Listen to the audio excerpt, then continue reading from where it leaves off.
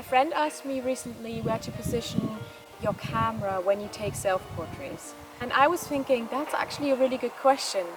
So I thought I'd make a little video about it.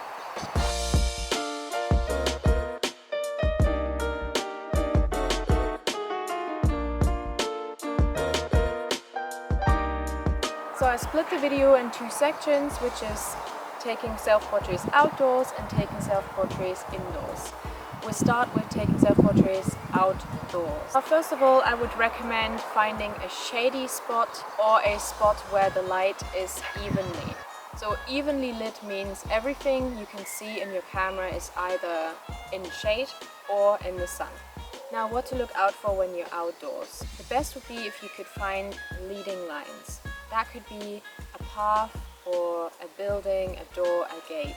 When you're, for example, on a path, you would position yourself right in the middle of that path and your camera would be in head height facing you.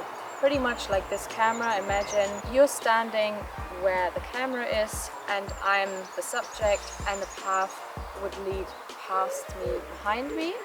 Or what also looks nice if you're standing in the middle of the path and the leading lines lead right past you and then curve around behind you a little bit. If you take photos in front of a building or a door, make it symmetrical.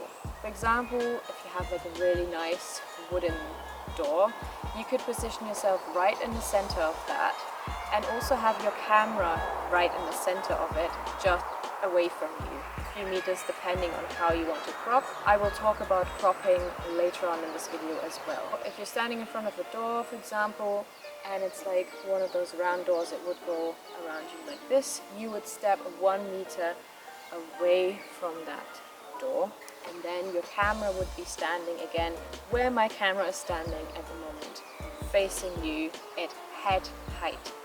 Now, why head height? You can also position your camera a little bit above you, which can look really flattering. Generally speaking, not so flattering looks when the camera is below you facing outwards.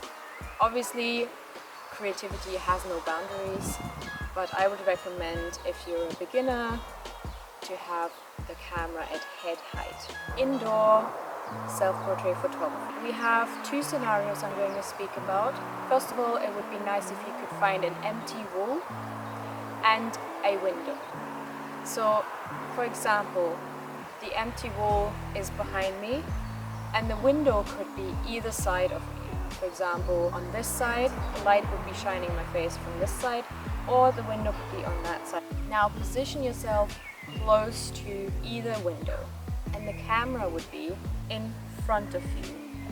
So if this is the window, the camera would be where you are looking from at me.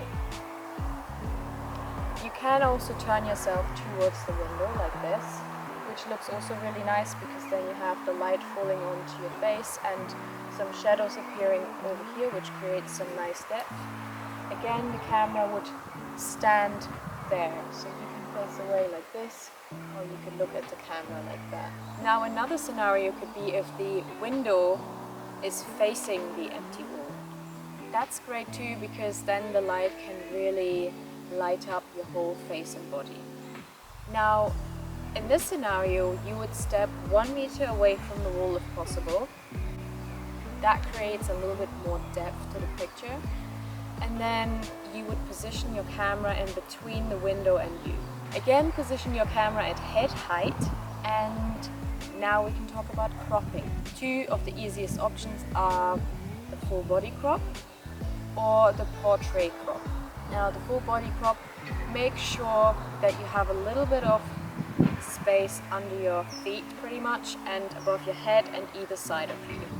If you're going with the portrait crop, I would recommend cropping where your belly button is, and then again make sure there is a little bit of space above your head and either side of you. You can also crop further in, but I think it's best to crop at your belly button for the portrait crop, and then you can crop further in later on if you're not 100% happy with that, rather than cropping too tight in the beginning and then you cannot fix it later on. If you're, for example, at the beach and you have like a really straight horizon, it always looks best to have your full body either positioned underneath the horizon or cut the horizon kind of where your belly button is. Now to get the horizon above you, it would be good if you could move your camera higher up, and if you would like the horizon to crop with your belly button, for example, it is helpful to put the camera lower down or at head height.